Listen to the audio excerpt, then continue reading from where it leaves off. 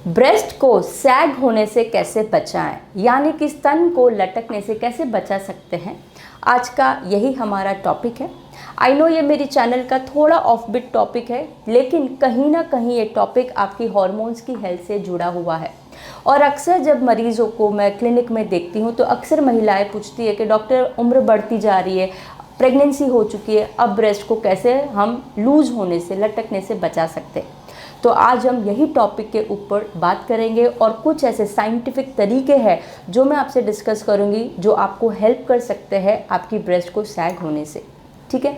सो नमस्कार दर्शकों, स्वागत है आपका मेरे इस यूट्यूब चैनल। मैं हूं आपकी होस्ट डॉक्टर तानवी मयूर पटेल, एंडोक्राइनोलॉजिस्ट यानी कि हार्मोन विशेषज्ञ डॉक्टर, मुंबई से।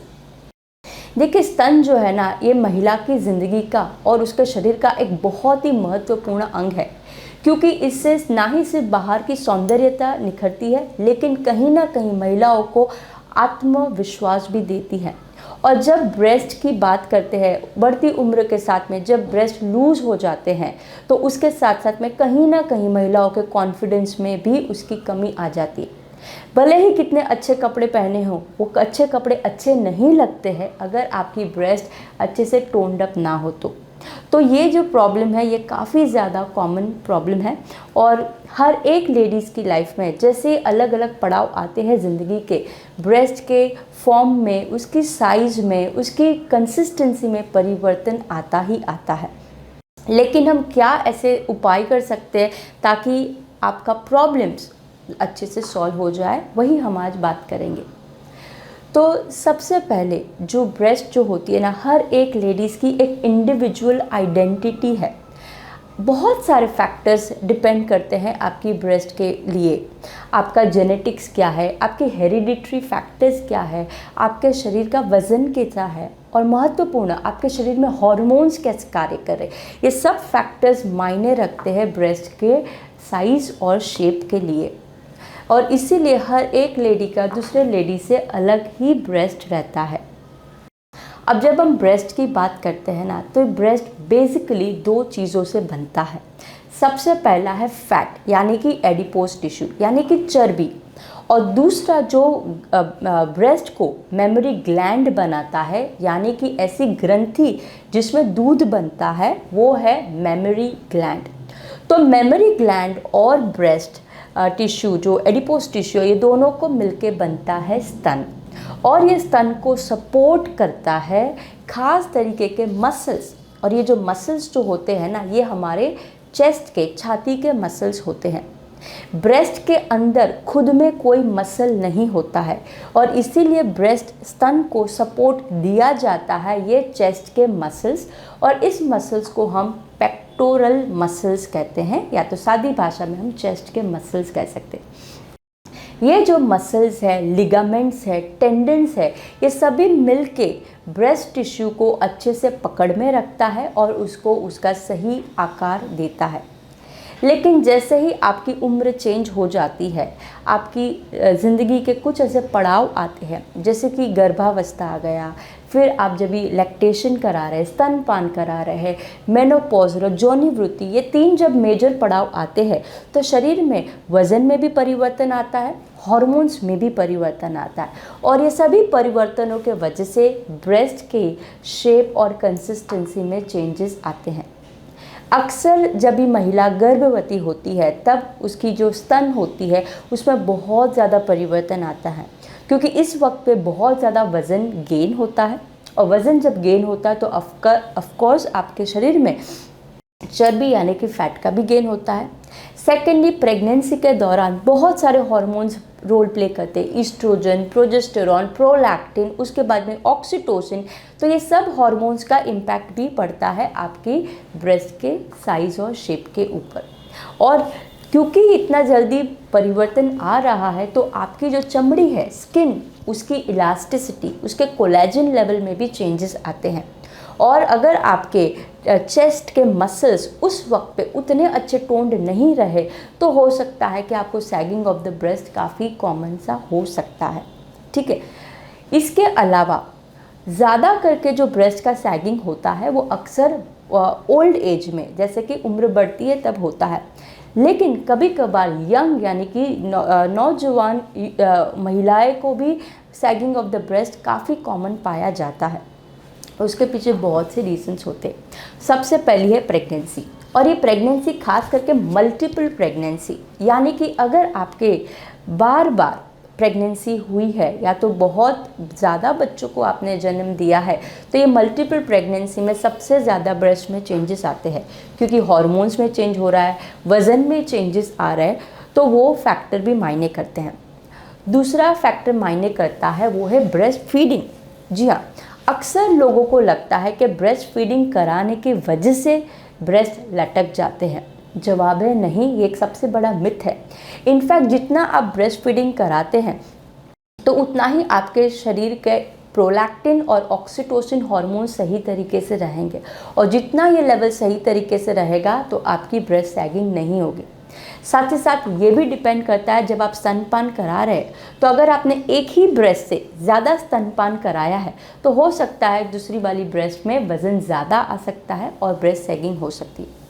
लोगों को ये मिथ इसलिए भी लगता है क्योंकि देखिए क्या होता है, जब आप ब्रेस्ट फीडिंग करा रहे हैं तो स्तन के अंदर बहुत सारा मिल्क जो उसकी मेमोरी ग्लैंड के डक्ट्स में इकट्ठा होता है, और क्योंकि दूध का वज़न भारी होता है और क्योंकि स्तन के अंदर कोई टाइप की मसल नहीं है, इसीलिए यूजुअली वो दूध के वज़न से ब्रेस्ट थोड़ी सैग हो जाती है।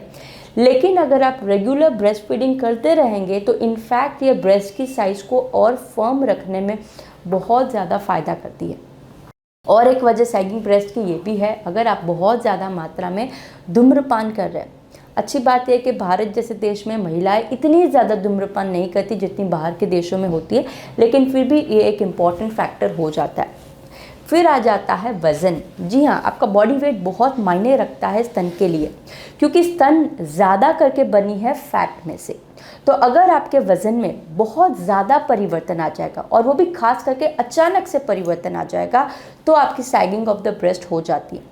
ये इसलिए भी होता है क्योंकि अगर आप अचानक से वेट लॉस करते हैं तो अक्सर ये वेट लॉस होता है फैट लॉस की वजह से, और मसल गेन नहीं होता। और क्योंकि मसल गेन नहीं होता, आपकी चेस्ट की मसल्स उतनी अच्छी स्ट्रांग नहीं होती जो ब्रेस्ट को सपोर्ट कर पाए। साथ ही साथ अगर आपने अचानक वेट लॉस किया है तो जो फैट लॉस हुआ है उसकी वजह से हॉलोनेस आ जाती है, खालीपंती आ जाती है ब्रेस्ट के अंदर, और अक्सर ऐसा लगता है कि आपकी ब्रेस्ट लटक गई है। साथ ही साथ अगर आपका वज़न ज़्यादा है, ओवरवेट है, ओबेसिटी है, तो भी आपकी ब्रेस्ट बड़ी रहेगी। और अगर आपकी इन जनरल ब्रेस्ट बड़ी है साइज़ में, तो भी उसको सपोर्ट अगर सही तरीके से नहीं मिला तो सैगिंग ऑफ द ब्रेस्ट काफ़ी कॉमन हो जाता है। इसके अलावा ऑफ कोर्स कुछ बीमारियां हैं, जैसे कि स्तन का कैंसर है, टीबी जैसी समस्या है, या तो आपके शरीर में हार्मोनल इम्बैलेंस है, तो भी ब्रेस्ट सैगिंग काफ़ी कॉमनली हो जाता है। ऐसा रिसर्च में पाया गया है कि अगर आपके ब्रेस्ट में बहुत ज़्यादा सनलाइट का यूवी एक्सपोजर होता है तो भी ब्रेस्ट सैगिंग होती है। ये खास करके बाहर के देश में, जहाँ पे अक्सर लोग सन बात करते हैं, स्विमिंग पूल के बाहर बहुत ज़्यादा टैनिंग के लिए बात करते हैं, उन लोगों को ये प्रॉब्लम ज़्यादा आती है। इंडिया में इतना ज़्यादा कल्चर नहीं है सन बात का, तो ये प्रॉब्लम इतनी ज़्यादा प्रिवेलेंट कॉज नहीं हो जाता इंडियन वुमेंस के अंदर। ऑफ कोर्स इसके बाद में ये भी डिपेंड करता है कि आपकी overall support of the chest area की कितनी है। अगर आपने सही तरीके की ब्रा नहीं पहनी, सही तरीके के अंडरगारमेंट्स नहीं पहने, सपोर्टिंग कपड़े नहीं पहने, तो भी ब्रेस्ट सैगिंग होती है। और इसीलिए सही तरीके की सपोर्टिंग ब्रा पहनना भी बहुत ज़्यादा ज़रूरी है। और ये खास करके तब जब आपके ब्रेस्ट बड़े हैं, या तो फिर जब आप एक्सरसाइज करते हैं। एक्सरसाइज करने के लिए अलग टाइप की sports bra, supporting high intensity वाली स्पोर्ट्स ब्रा आती है। अगर आप ऐसी ब्रास पहनते हैं तो आपकी चेस्ट एरिया को अच्छा सपोर्ट मिलेगा, आपकी मसल्स को एक अच्छा कॉन्टोर मिलेगा, ताकि वो ब्रेस्ट को सही तरीके से होल्ड कर पाए। तो ये सब रीज़न है जिसके वजह से ब्रेस्ट का सैगिंग होता है। तो अगर आपके बॉडी में कोई एक पर्टिकुलर ऐसा रीज़न हो रहा है तो आप डेफिनेटली वो रीज़न को अवॉइड कीजिए, आपको इनडायरेक्टली डेफिनेटली फ़ायदा होगा। ठीक है, इसके अलावा कुछ टिप्स है जो मैं आपको बता रही हूँ, जो काफ़ी हेल्पफुल हो जाते हैं जब हम ब्रेस्ट सैगिंग के लिए बात करते हैं। तो देखिए, ब्रेस्ट की साइज़ बड़ी करनी या ब्रेस्ट की साइज़ कम करनी, इसमें अक्सर हमें मेडिकल साइंस में, खास करके सर्जिकल साइंस का इस्तेमाल करना पड़ता है। लेकिन जब हम ब्रेस्ट फॉर्मिंग की बात करते हैं तो ऐसे कुछ जो नेचुरल तरीके हैं जो आप इस्तेमाल कर सकते हैं ताकि आपको सर्जरी के उस स्टेज तक नहीं जाना पड़े। तो इसमें सबसे पहली आ जाती है वो है एक्सरसाइज। जी हाँ, एक्सरसाइज बहुत ज़्यादा महत्वपूर्ण रोल प्ले करती है। देखिए, ब्रेस्ट स्तन के अंदर खुद में कोई मसल नहीं है, इसीलिए आप स्तन की एक्सरसाइज नहीं हो सकती। लेकिन चेस्ट की, क्योंकि चेस्ट के बहुत सारी जो पेक्टोरालिस मसल्स है उसकी अगर आप एक्सरसाइज करते हैं तो आपकी ब्रेस्ट को वो अच्छे से होल्ड कर पाएंगे, और जितनी ज़्यादा आपकी चेस्ट मसल्स टाइट रहेगी, लिगामेंट्स अच्छे रहेंगे, उतना ही आपकी सैगिंग ऑफ द ब्रेस्ट कम होगी। तो इसीलिए चेस्ट एक्सरसाइज पे आप ज़्यादा करके ध्यान दे सकते हैं। और जब आप चेस्ट की एक्सरसाइजेस करते हैं तो कुछ ऐसी एक्सरसाइजेस है जो खास करके पुशअप्स वाली एक्सरसाइज है, बहुत ज़्यादा फ़ायदे करती है। उसी प्रकार स्विमिंग भी काफ़ी ज़्यादा हेल्प करती है, क्योंकि स्विमिंग में अक्सर हाथों का इस्तेमाल करना पड़ता है। तो इसे हाथों की मूवमेंट की वजह से चेस्ट के एरिया की बहुत ज़्यादा एक्सरसाइज होती है और चेस्ट आपकी मसल्स बहुत टाइट होती है। और अगर आप दिन में 15 से 20 मिनट भी अगर रोज़ाना अगर आप स्विमिंग करते हैं तो आपको सैगिंग ऑफ द ब्रेस्ट की शिकायत नहीं रहेगी। इसके अलावा ऑफकोर्स कुछ योगा के ऐसे पोजीशन हैं जो आप इस्तेमाल कर सकते हैं, जैसे धनुरासन है, प्लैंक पोजीशन है, फिर कोबरा पोज है। ऐसे कुछ पोजेस है जहाँ पे अक्सर चेस्ट एरिया की स्ट्रेचिंग होती है। तो अगर ऐसी एक्सरसाइज करते हैं तो बहुत ज़्यादा फ़ायदा आपको सैगिंग ऑफ द ब्रेस्ट में फ़ायदा होता है, और कितनी भी लूज ब्रेस्ट क्यों ना हो उसके फर्मनेस में बहुत ज़्यादा फ़ायदा होगा। ठीक है, दूसरा इम्पॉर्टेंट रोल प्ले करता है वो है आपका डाइट का, यानी कि क्या आप खाना पीना खा रहे हैं। ये बहुत ही ज़्यादा मायने रखता है, क्योंकि अगर आपको मसल्स अच्छे से स्ट्रॉन्ग करने हैं तो उसके लिए आपको अच्छी मात्रा में प्रोटीन इनटेक होना चाहिए, और जितना ज़्यादा प्रोटीन रहेगा उतने ही ज़्यादा मात्रा में आपके मसल के फाइबर रहेंगे, कोलेजन फाइबर्स रहेंगे, आपकी चमड़ी में इलास्टिसिटी रहेगी। तो ये सब फैक्टर्स को सपोर्ट करने के लिए प्रोटीन पाउडर्स का और प्रोटीन खाद्य पदार्थ का इस्तेमाल करना बहुत ज़्यादा ज़रूरी है। ओवरऑल आपको आपका डाइट जो है वो बैलेंस डाइट रखना है, क्योंकि अगर आपका वज़न ज़्यादा रहेगा, ओबेसिटी रहेगी या तो मोटापा रहेगा, तो दोनों ही केसेस में आपकी स्तन में फैट डिपोजिशन ज़्यादा रहेगा, और जितनी स्तन भारी रहेगी उतना ही ब्रेस्ट सैगिंग होगा। इसलिए आपको आपके वज़न पे भी नियंत्रण रखना बहुत ज़्यादा ज़रूरी है। फिर एक फैक्टर मायने रखता है वो है हाइड्रेशन, यानी कि पानी।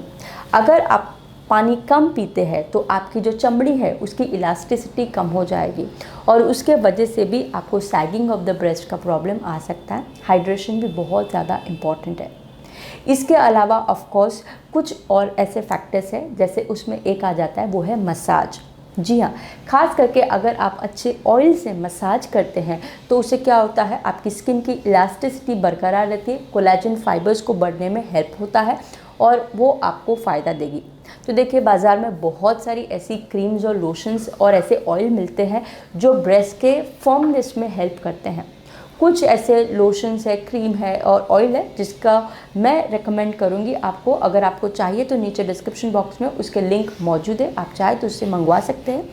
अगर आप ऐसे कोई लोशंस क्रीम का इस्तेमाल नहीं करना चाहते हैं तो फिर आप घर पे खुद ही कोई ऐसे तेल ले सकते हैं जिससे आप मसाज कर सकते हैं।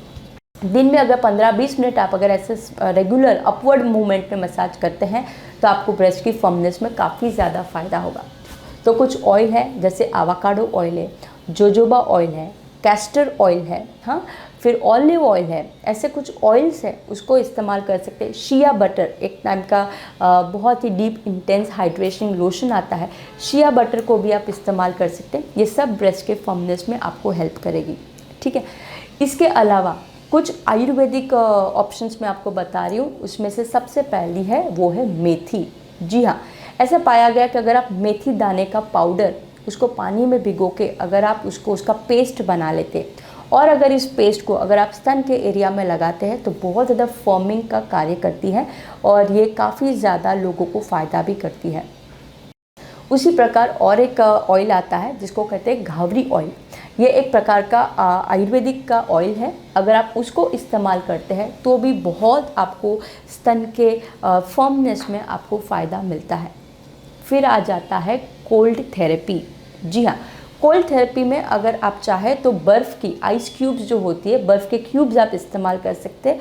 अगर वो पॉसिबल नहीं है तो आप ठंडे पानी से आप स्नान कर सकते हैं, क्योंकि जितना ज़्यादा ठंडा पानी रहता है, बर्फ़ रहता है, उतनी ही ज़्यादा स्किन की इलास्टिसिटी बरकरार रहती है और स्किन की फर्मनेस में फ़ायदा होता है।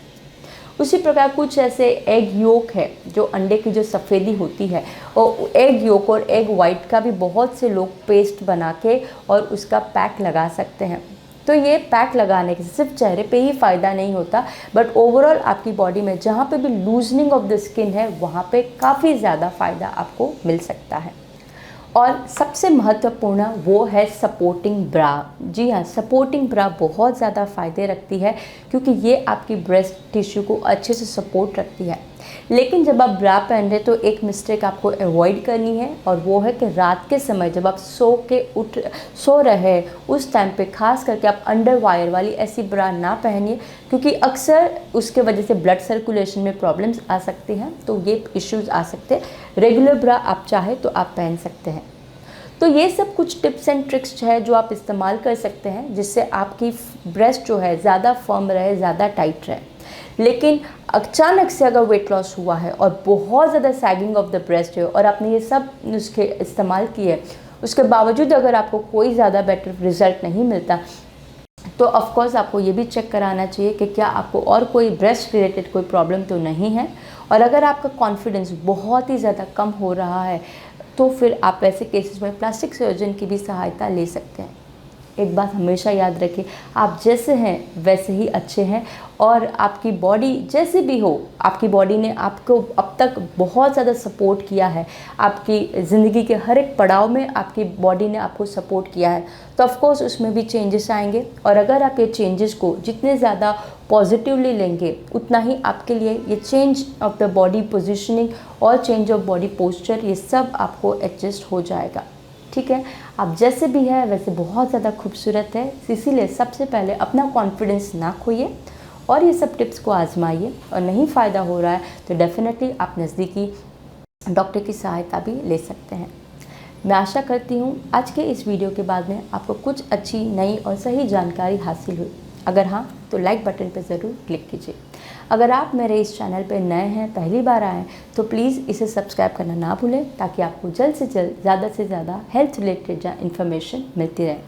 और अगर आपके कोई भी निजी पर्सनल सवाल है जिसका जवाब आप ढूंढ रहे हैं, तो नीचे कमेंट बॉक्स में लिखिए। मैं कोशिश करती हूँ हर एक कमेंट्स को जल्द से जल्द पढूं और उनका जवाब दूँ। अगली बार वापस मिलेंगे, तब तक नमस्ते।